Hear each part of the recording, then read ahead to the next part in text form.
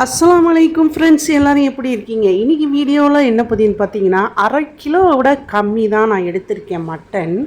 அந்த மட்டனுக்கு தேவையானது அந்த 2 தக்காளி கை வைக்கிறேன்ல, அது ரசத்துக்கு. இங்கே கட் பண்ணியிருக்கேன் 2 தக்காளி, இப்போ எடுத்திருக்கேன் மிளகாய், அப்புறம் எடுத்திருக்கிறது பூண்டு, வெங்காயம். இது எல்லாமே 1/2 கிலோ கம்மியாக உள்ள எண்ணெய் கறி. இந்த ரெசிபியே அவங்க கேட்டாங்க, அவங்களுக்காக நான் பதிவு விடுறேன்.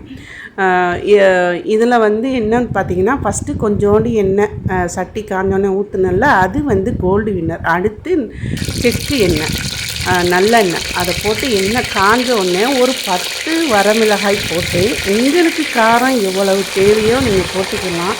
காரணம் என்னென்னா, நான் மட்டன் கிரேவி மசாலா கொஞ்சம் அதில் சேர்ப்பேன். அந்த மசாலாவை பற்றி நெக்ஸ்ட் வீடியோவில் இன்னொரு பதிவில் நான் சொல்கிறேன் உங்களுக்கு. அந்த மசாலாவில் எல்லாமே இருக்குது. அதனால் கொஞ்சம் சொதன்னு இருந்தால் தான் எண்ணெய் கறிக்கு. ஆரம்ப காலங்களில் பார்த்திங்கன்னா தக்காளியும் சேர்க்க மாட்டாங்க, இந்த 3 பொருள் தான் சேர்ப்பாங்க எண்ணெய் கறிக்கு.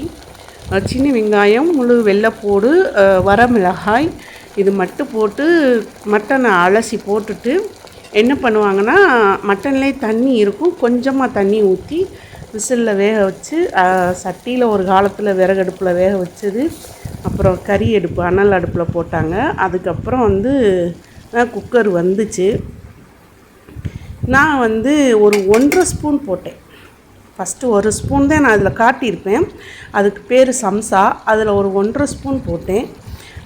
நல்லா பாருங்களேன், நான் அந்த 1.5 ஸ்பூன் போட்டு கிண்டி விட்டு தேவையான அளவு உப்பு, இதுவே எங்களுக்கு உப்பு கம்மியாக தான் இருந்துச்சு. உங்களுக்கு தேவையான அளவு உப்பு சேர்த்துக்குங்க, நாங்கள் கம்மியாக தான் சாப்பிடுவோம். அதனால் இது போட்டு ஒரு டம்ளர் தண்ணி ஊற்றி நான் விசில் வச்சுட்டேன். இந்த விசில் அடிக்கடி வரும், ஆனால் சீக்கிரம் வெந்துடும். இந்த குக்கரு 1998 வாங்கினது. அடிக்கடி வாசர் போனால் விசில் போனால் அது மட்டும் மாற்றிக்கிடுவோம். அந்த விசில் மாற்ற அந்த இதெல்லாம் மாற்றிருக்கோம். நாங்கள் இந்த மட்டன் எண்ணெய் கறி வச்சு, அதுக்கப்புறம் ரைஸ் வச்சு ரசம் வச்சோம். ரொம்ப நல்லா இருந்துச்சு. இப்படித்தான் அது கொஞ்சம் தண்ணியோடு ஆஃப் பண்ணிவிட்டு வாசர்லாம் எடுத்துட்டு நான் வேக வச்சேன். ஓகே ஃப்ரெண்ட்ஸ், சர்மிளா ஷேக் அவங்க தான் எண்ணெய் கறிக்கான ரெசிபி கேட்டாங்க, அதுக்காக தான் இந்த வீடியோ. முகமட் ஃபைரோஸ் கான் தஸ்னீம் பான் என்கிற சகோதரி ஐப்படத்துலேருந்து பாட்டு கேட்டாங்க. 2 வீடியோவில் போட்டு நன்றி சிஸ்டர்.